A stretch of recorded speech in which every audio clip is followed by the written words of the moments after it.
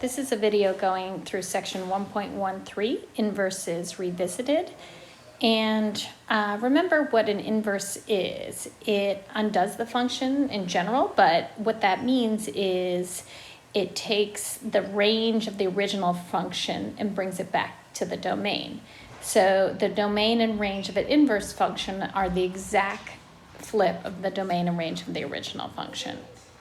So, and in terms of graphically, in order for a function to have an inverse, it must be invertible, which means, well, the term is invertible, but that means it must be a one-to-one function, which means every x value goes to a unique value. And graphically, that means it passes the horizontal line test. So I'm looking at number 4 here on 1.13, and it does pass the horizontal line test. And looking at the domain of f of x, the domain is negative infinity to 4 inclusive, and the range is negative infinity to 3. So, which means when we talk about the domain and range of f inverse, the domain of f inverse should be negative infinity to 3, and the range should be negative infinity to 4. So let's graph a few points on f inverse. Because domain and range flip, the x and y coordinates will flip. So 4, 3 will now be, let's do a different color here, 3, 4. And then 3, 1 will now be 1, 3. 0, negative 1 will now be negative 1, 0. And let's see, negative 5, negative 3 will now be negative 3, negative 5. So it's taking on this look here. Okay, so that's my graph of f inverse. Now in part E, I'm asking you, I'm saying that f of x is either y equals a x plus b plus c, or y equals a square root of negative x plus b plus c. And you need to find, so first let's decide whether it's under the square root x or negative x. Well, since the domain has to be negative infinity to 4, it's going to have to be the negative x, because that means there's no way I could go to infinity if I have a negative x. So it's going to be definitely the negative x. And then in order to have a domain that's negative infinity to 4, remember the only domain restrictor is the square root, I'm going to have, that's going to impact my b value. So let's see what that's going to be here. All right, so y equals a square root negative x. Let's see if we did plus 4 plus c, if that would work out.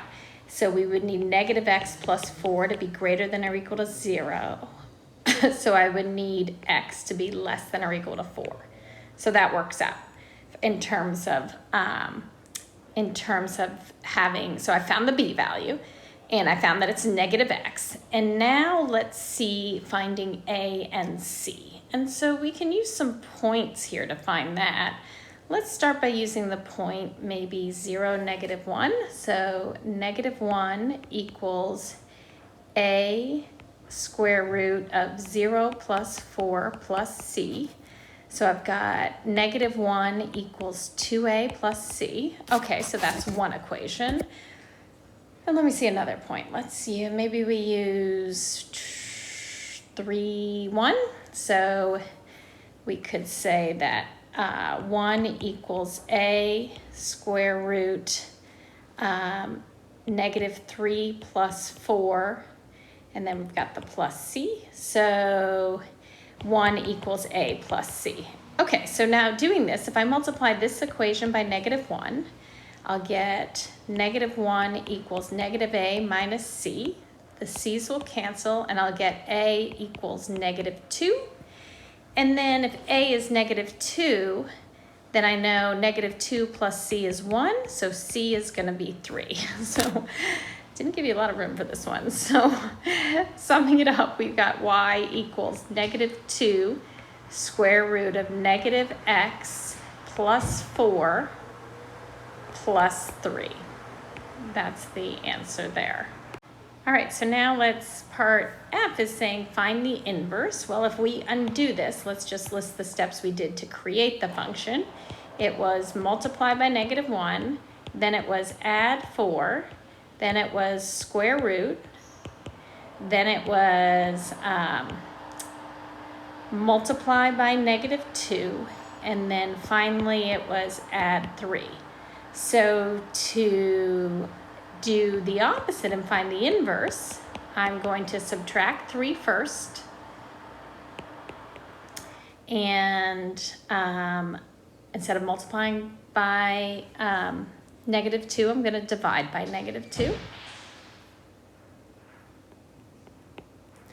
And then I'm going to, opposite of square root is squaring. And then opposite of adding 4 is subtracting 4. Well, and then dividing by negative 1, so I'm going to go down below here. So if I divide by negative 1, I get 4 minus, I'm going to clean this squared bit up, over 4. Okay, well, we got to be careful here because whenever we see something squared, we're going to need a restriction on it. And so the restriction is going to be whatever the range was of the original function. So that will be for x less than or equal to 3. So that restriction is necessary.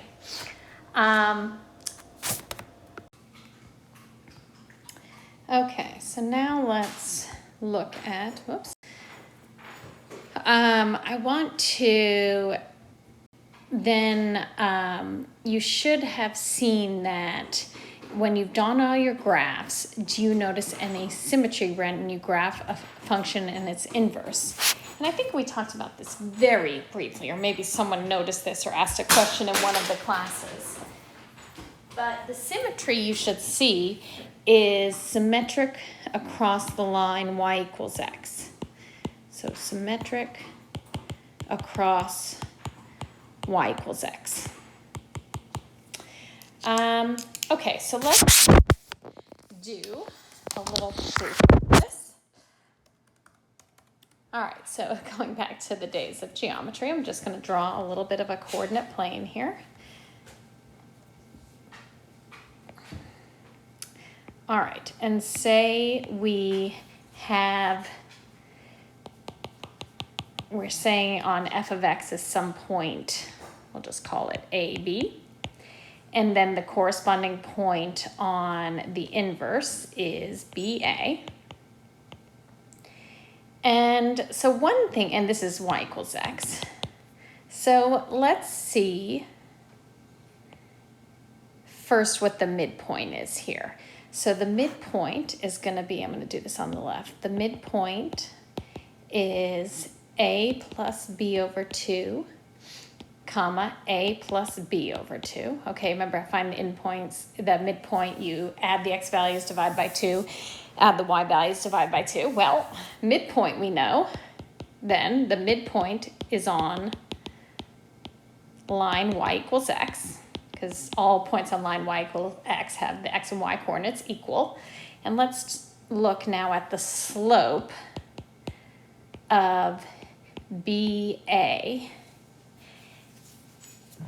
plus AB. So the slope of BA and AB, not plus, sorry, the slope of the line connecting BA and AB is going to be B minus A over A minus B. So that slope, if I take out a negative from the numerator, I get A minus B over A minus B equals -1. So what have I just seen? I've seen that the